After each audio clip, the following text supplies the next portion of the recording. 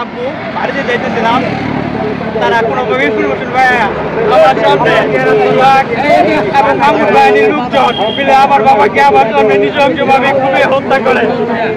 আমার বাবা মরা থাকে, তাদের কাছে একটু পানি চাইছিল, পানির বদলে তারা আমার বাবার মুখে তাদের পাও দিছে। আমি মামুন সোহাগ বাহিনীর ফাঁসি চাই, আমি বিচার চাই।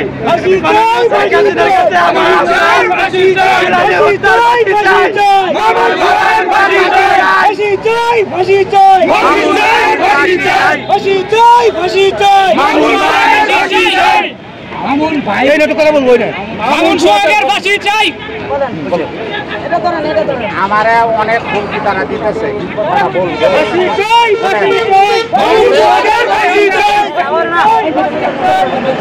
ইলানি 27 রাত বাড়িতে গেছে, তার বাবার কবর জিয়ারত করবে।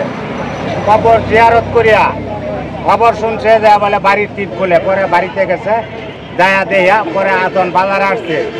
মামুন বাহিনী সোহাগ বাহিনী রিং মারছে, মামুন বাহিনী পরশপাতি দাউসল বল্লম নিয়া বাঁশের আপ নিয়া বাজারে রেডি করায়া জিলানি যেই বাজারে গাড়ি নিয়ে আয়া উপস্থিত হচ্ছে এ মেয়ে তারা ঘেরাও করে আনছে। গাড়িতে টানিয়া জিলানিরে নামায়া জিলানির ছেলেরে নামায়াই তখন তারা খুব শুরু তখন বাঁচার জন্য চেষ্টা করে।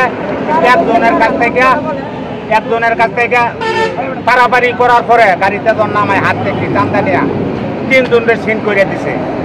সেই 3 জন হলো, একজনের মধ্যে চিনাপ্ত, সেটা হলো কবির। সে কবির ঢাকা তার বউ রেকর্ড আছে এবং লগে ছিল তারেও আশ্রা দিছে। দেওয়ার পরে এই ছেলেটা কিভাবে আসছে বলতে পারি না, এই ছেলেটারা হারিয়ে আসতো আর হারিয়ে তারে বলতেছে যে বলে ছেলে কোথায়। এটা আমরা শুনছি বাইরে কথা।